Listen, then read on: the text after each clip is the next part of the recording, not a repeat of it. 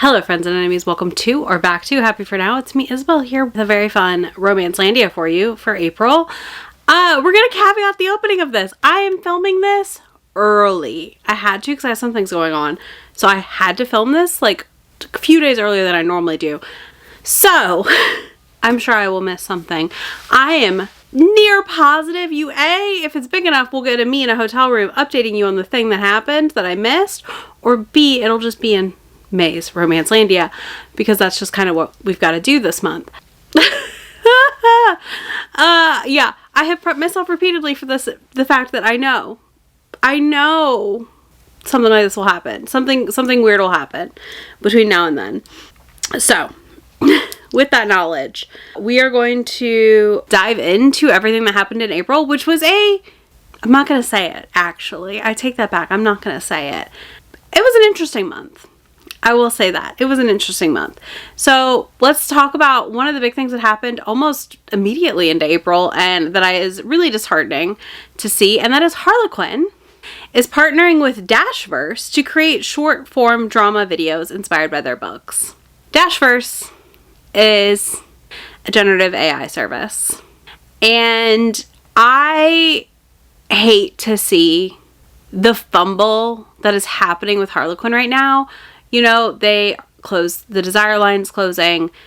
So many like staples in the romance genre are Harlequins, right? Like they are truly a staple in this genre.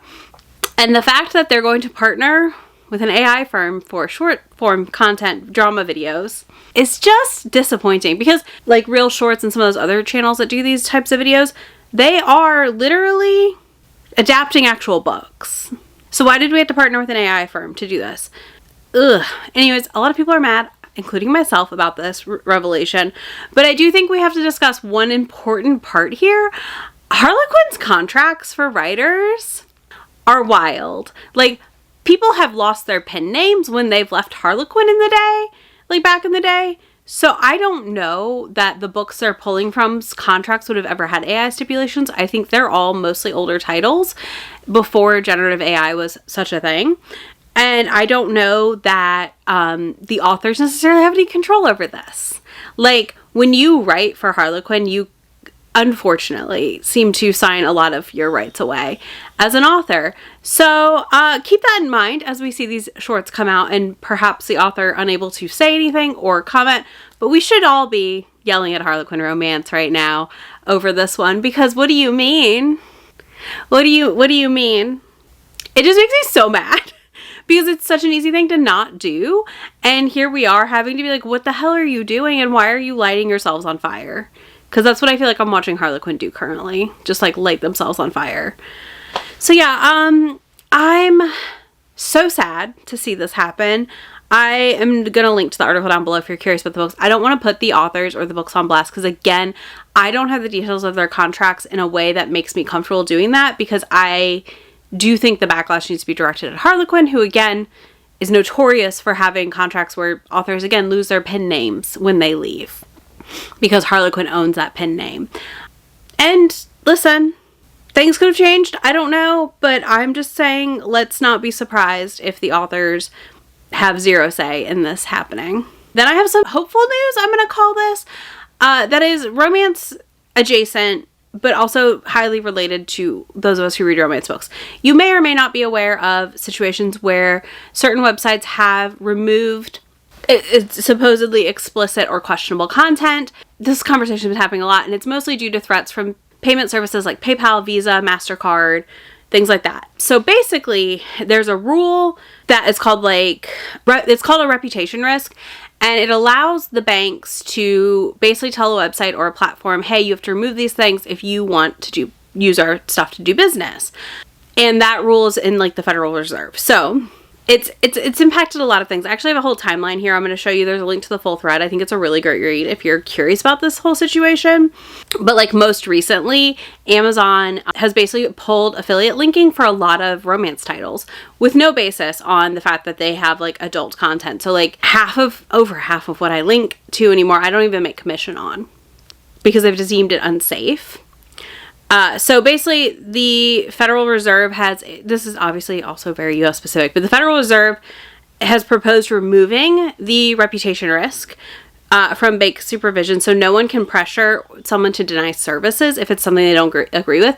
I believe oftentimes the denial of service is done by lobbyist pressure for right-wing Christian groups who don't agree with certain things, unsurprisingly. But yeah, so basically they're going to try and remove that, and they are accepting comments. That does close. If you're watching this today, Romancelandia goes up. It closes tomorrow.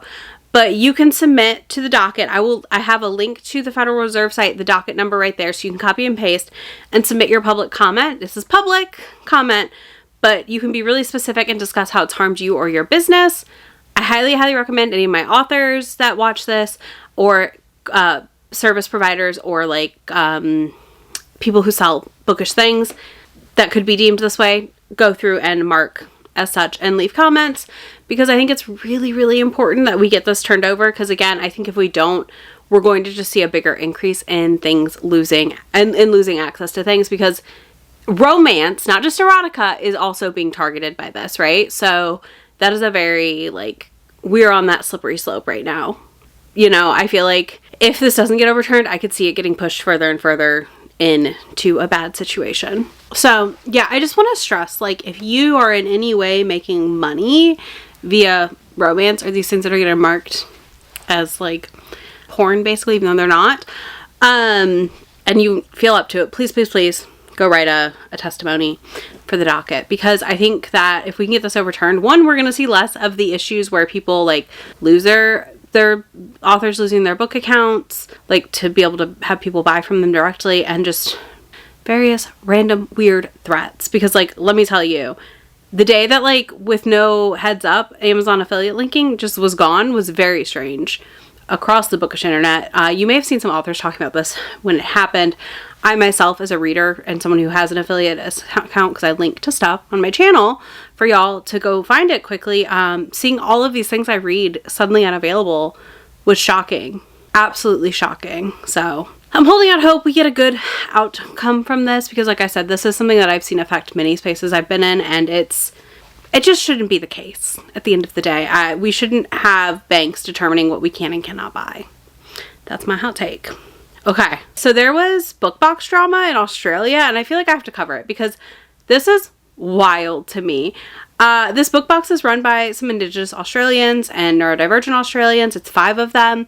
They had an open search for representatives, like people to get books, like a lot of book boxes do. And someone didn't get selected. And upon not being selected, this person reached out to the book box to ask why, so they could improve. They responded kindly, it seems to me, and told them why. The person's response was that it was because of their skin color, which is a fair thing to feel. I don't know who the reps were, because those posts have all been removed because those people were getting death threats. But yeah, so then the book box responded to this person's like statement to say like, no, that's not it, blah, blah, blah.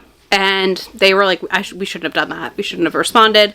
But why? Like, here, like, I don't know. This could be a whole discussion video I do at some point. But, like, I think this is also, honestly, a reflection of some of the things we're seeing in the bookish space online right now, which is why I wanted to talk about it some, because I think that there is this thing of you just inherently think you deserve to be chosen for a thing. And I'm not saying that because of an identity or a skin color or anything like that. I'm just saying, like, we're seeing this across the board, right? Like, people upset they didn't get an ARC. People upset they didn't get put on a team. People upset someone didn't respond to their DM because they loved the book or whatever. And that is weird behavior, okay? You are entitled to no one's time, and no one is entitled to your time, right? You have to choose where and how you put effort in different places, and everyone cannot be everywhere all at once, nor can you just like assume a returned interaction. But yeah, we're seeing it all over, and I do wonder if some of this is the idea that like I'm gonna be a big book influencer, which this isn't where you make the money, y'all. This is not the industry to pick to influence in. But I'm just not sure like what is happening here. I don't know if this is like a byproduct of the people who are like, I'm only an ARC reviewer, like specifically, not just like I'm a reviewer. If it's that mentality or what is going on. But this all just like to me was a big reflection of like, one, the world's a shit show. People are reacting badly to things. Valid. But also like, I think in the book space right now, I'm like, some of us just need to take some breaths and like step away for a second before we like lose it. So yeah, I found this really fascinating. I really hated to see this for the Romance Cartel. I just thought it was really sad for such a small box to get like such a bad, like, one, to get 200 applicants is fantastic for them, right? But then two, the response to this first search they've ever had being this, and then like them having to pull their reps down, like the post about who got selected down because they're getting death threats, is terrible. This just isn't, like, I just don't understand. It's for books. Like, it's gonna be okay. You know? Like, yeah. Oh God, I forgot. I didn't forget about this, but I forgot about this. Even though I already wrote my notes, obviously. I'm looking at my notes now. We have to talk about the craziest marketing attempt I've ever seen in my life. Author Elora Reid posted this on Threads. I haven't slept. I can't think straight. My friend Aria Wayne went missing overnight. No one can find her. Please, if you've seen this girl, let me know ASAP. With this wanted poster. Obviously, that looks like a fake number, or it is a fake number because it's just 123. But that does not necessarily look at a glance like a fake wanted poster. Well, people responded that this is tone deaf, obviously, and disgusting, because it is. Because her response to that is that there's a killer in town and she's alone with him. Bound to a Killer by Elora Reid is a dark romantic thriller about a hitman's mission gone wrong, leading him to kidnap and develop a forbidden bond with a girl 7 years his junior. But yeah, people were pissed. Again, rightfully so. I just think, like, we have conversations in Romancelandia a lot about dark romance and how I want to be like, how I'm always like, it's okay. Like, there's nothing wrong with the genre. There's nothing wrong with enjoying it. I enjoy dark romance sometimes. Do I think currently the genre often sits more towards horror romance or horror erotica? Yes, I do. Because I think there's this urge to like push as far as we can. And we still want to label it as such to get the clicks and the reads. This, to me, though, is the exact reason why dark romance gets the reputation it does. This is exactly why. And she, like, I don't have the exact age, but when we're saying 7 years as junior and she's still in high school, I'm assuming we're talking about an under 18-year-old main character love interest. So, yeah. It's gross. It's weird. It's just... like, why are we putting grooming into dark romance? Why are we, like, doing marketing that looks like it's an actual emergency? Like, an actual person missing? You are just, like, you're not helping, you know? Like, sometimes I hate that I like, stand up here and I'm like, dark romance isn't, like, what you think it is and all this stuff. And then somebody does stuff like this and I just want to be like, why do I even bother defending it? But I'm gonna defend it because of course I am. You know, I don't know. I really wish I knew. But I just need people to stop making it so hard to defend the dark romance genre because, like, what were you thinking? Anyways, nuts all around. Okay, let's talk about, I swear to God, Chelsea Curto, I have finally read your books. I loved your book. I also loved Heated Rivalry. I need everyone to take a breath. I need a break. So, we got to talk about Face Off and Heated Rivalry now. Because Face Off's UK edition came out and it has like these pretty sprayed edges in the covers. And lo and behold, it is on the shelf next to Heated Rivalry. And people are mad. Like, they're saying it's traced. It looks identical, the covers. Which, listen... they're in a face-off. The covers are very similar. I'm not saying they're not similar, okay? I'm not saying that, because they are. Like, here they are next to each other. These are very similar illustrated covers. This is also the style of cover that's in right now, okay? Love it, hate it, however you feel about it. This is the style of cover that's popular currently. So we cannot be surprised when two covers look similar if you know anything at all about how covers are often made, which involves a reference photo. Which, guess what a reference photo of a face-off looks like? Yeah, that's right, it looks like both those covers. Because that's what a face-off looks like in hockey. So, high likelihood here, obviously, that the illustrator for both covers used the same reference image. But Chelsea's cover artist did come forward with some receipts around when this cover was created and having contacted Harlequin about the Heated Rivalry cover because of how similar it does look to her cover. And people did overlay it, which I will show you the overlay. I'm not saying it's dissimilar, okay? I'm not. But I just want to say, like, Chelsea's artist obviously has the benefit of, like, proof of when she did the cover. We don't really have any of that for the Heated Rivalry cover. I don't think I've seen anyone speak up about this at all, as far as from the Harlequin team or that. But also, I don't know that I expect them to, because at the end of the day, I don't know what you can really do when you use the same reference image, potentially. Potentially. I'm not saying the same reference image was used. I'm saying it is very likely the same reference image was used. It's just one of those things, right? But I just, like, poor Chelsea Curto, I swear, she cannot escape things sometimes. She just gets dragged into the middle of things. And she's very kind on the internet. She's very, like, chill on the internet, from what I can tell. And I think it's just fascinating, because this wasn't the only drama she was dragged into. I'm not talking about the other thing, because that was someone's, like, meltdown, literally. I mean, they said it. It was all these things. Anyways, I just found this fascinating. It was also interesting because, like, some people were, like, making a lot of assumptions without knowledge about what came first in the book world as far as these covers go, which I understand. Like, that's not necessarily a, like, non in the book space person's thing to answer, nor are you necessarily going to know how to go find that, because, like, often when books get new covers, the old covers, it takes some digging to find and figure out when they happened. So yeah, I thought that was, like, a fair assessment. But yeah, it was just really fascinating to be like, oh no, that's really close, especially when they're side by side.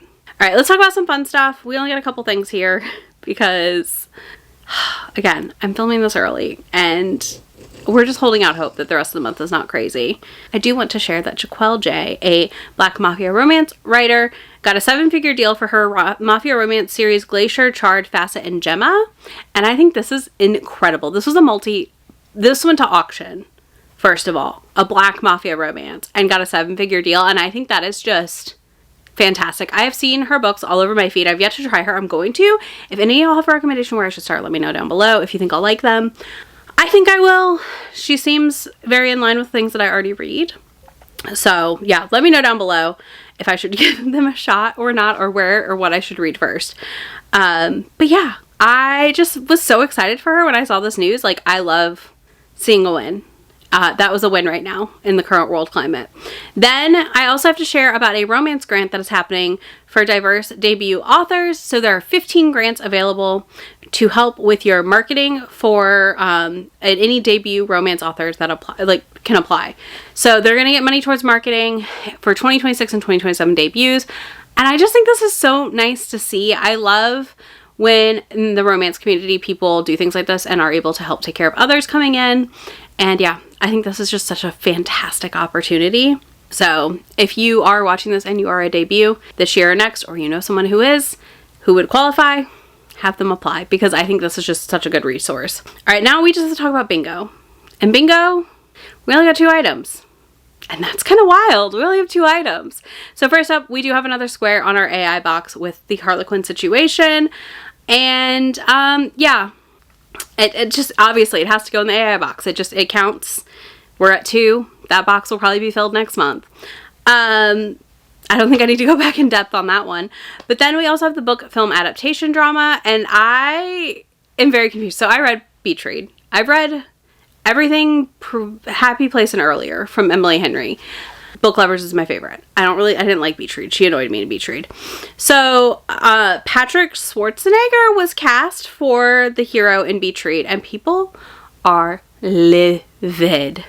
Livid. He does not look how they wanted him to look. I read this book so long ago, I have no clue what I would have wanted him to look like right now. And someone explained it in a way, and I was like, oh, okay. I think it was Cindy. Cindy explained it where, like, basically, if they had casted a certain person as Howl from Howl's Moving Castle, I was like, oh, Chris Pratt as Howl from Howl's Moving Castle. And I was like, okay, I get it now. But, yeah, people are very upset. So I feel like this immediately marks off our bookish TV adaptation drama section, because the reaction from fans has been intense. I will be very curious to see if this results in any changes, and or if the tide changes when the movie is out, because I don't know. I really don't know. Maybe he'll surprise us. But yeah, I was like, I still haven't watched People We Meet on vacation, so like there's that. But yeah, I just found this reaction really amusing. Those are our bingos. Let me know in the comments if there's anything you think I missed this month. I'm sure I did. Who knows? I'm sure I did. I'm sure something else happened. I know BookCon happened. I don't want to talk about it. I don't really care. That sounds so jaded and mean. But like, I literally think that BookCon, like, there was no world that BookCon was not a mess. You know what I mean? So that's why it was a thing on my board already, right? Yeah, so I do know that is not a surprise to me. So yeah, I don't think anything else big is like slated to come out anytime soon that I'm aware of. So that's the good news. But yeah, let me know if you think I missed anything. And let me know down below who you would have cast in Beach Read if you actually care about that. Because I would be curious about who people would have casted. Because like I said, I have no one, brain empty on that one. If you don't do any of that, you can leave me a beach related emoji, I feel like. Why not for Beach Read? Down there as well. And as always, I'll have links to everything I can link to for you. Links to my friend anywhere on the internet, as well as to join my memberships if you're interested in early access to things like Romancelandia, my Discord, and all that good stuff. That's all down there. You can check it out if you're interested. Otherwise, I will catch y'all in just a few days in my next video. Bye! Already packing, come with me. I'm not really asking. We'll get away to a place where we don't know. About to see the world in action, what we can be. Life with no distractions. We'll get away. This is what we wait